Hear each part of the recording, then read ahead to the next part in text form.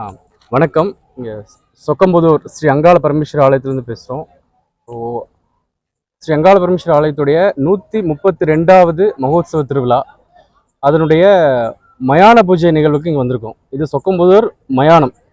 ஆக்சுவலாக இங்கே வந்து மாசாணியம்மன் சிலை செய்து தானியங்களை கொண்டு வந்து சாமிக்கு படைச்சு, இங்கிருந்து அங்காள பரமேஸ்வரி சக்தியை அழைச்சி, அதாவது சுடுகாட்டில் அங்காள பரமேஸ்வரியை அழைச்சி இங்கிருந்து ஆலயத்துக்கு கூட்டிகிட்டு போகிற மாதிரி ஐதீகம். இங்கிருந்து புறப்பட்டு வர அந்த தெய்வத்தை காலையில் அபிஷேகம் செய்து குளிர் வச்சு திருமாங்கல்ய பூஜை செய்து நாளைக்கு மத்தியானம் பூக்குழி இறங்குறது எங்களுடைய வழக்கம். ஸோ இது வந்து ஆக்சுவலாக 132வது வருஷமாக இது வந்து நாங்கள் ஃபாலோ பண்ணிட்டு இருக்கிறோம். எங்களுடைய பெரியவங்க, எங்கள் தாத்தா, அவங்களுக்கு முன்னாடி இருந்தவங்க எல்லாருமே அப்போ இருந்தே இதே மாதிரி எல்லா ஈவெண்ட்ஸுமே இதே போல் எந்த மாற்றமும் இல்லாமல் அடி பிறலாமல் முதல் நாள்லேருந்து நாங்கள் பண்ணிகிட்ருக்கோம். ஸோ அதன் நிகழ்வாக அதோட தொடர்ச்சியாக இப்போ இன்னைக்கு நைட்டு இங்கே மயான பூஜை நிகழ்வு நடக்குது. சொக்கம்புதூர் மொத்த சொக்கம்புதூருடைய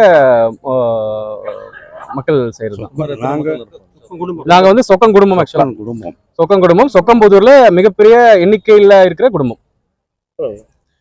மயான கொள்ளையுடைய விளக்கம் என்னன்னா, ஆக்சுவலாக வந்து சிவபெருமானுக்கு பிடிச்ச சித்த பிரம்மையை விளக்குறதுக்காக அவரை வந்து குணப்படுத்துறதுக்காக அங்காள பரமேஸ்வரி அவதாரம் எடுத்ததா சொல்லுவாங்க.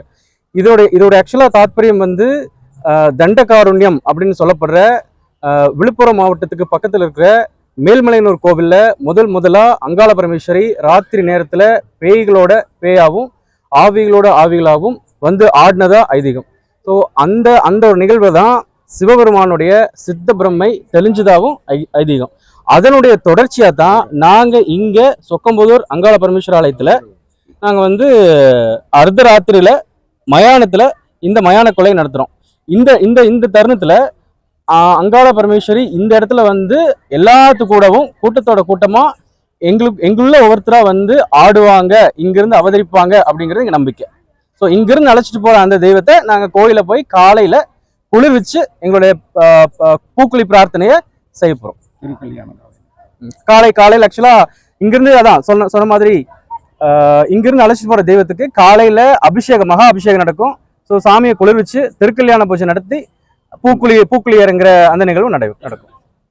நாளைக்கு நைட்டு ஜடாமணி பூஜைன்னு சொல்லப்படுற ஊர் சுற்றி வர நிகழ்வு நடக்கும். அதுக்கு அடுத்த நாள் இரவு சுவாமியுடைய ஊர்வலம், உற்சவர் ஊர்வலம் நடக்கும்.